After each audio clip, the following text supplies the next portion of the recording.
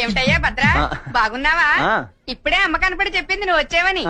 బెంగళూరు నీళ్ళు బాగా వంట పట్టాయనుకుంటాను, రంగు తేలేవు. ఇలాంటి ఫంక్షన్లకు రావటమేనా? నువ్వు కూడా పప్పన్నం పెట్టేది ఉందా? మా అమ్మాయి శిరీష, గుర్తుపట్లే? ఇందాక మీ అమ్మ కనపడి కుందనపు బొమ్మలా ఉంది, పెళ్లిడికి వచ్చిందే అంది. ఏమిటి ఆ సిగ్గు?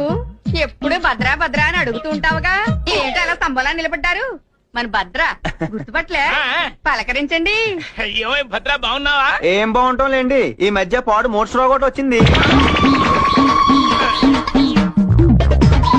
ఇలా చేతిలో తాళం గుర్తి పక్కన మనిషి లేకపోతే బయటకు రావట్లేదంటే మన వాళ్ళ ఫంక్షన్ కాబట్టి ఇలా బయటకు వచ్చాను.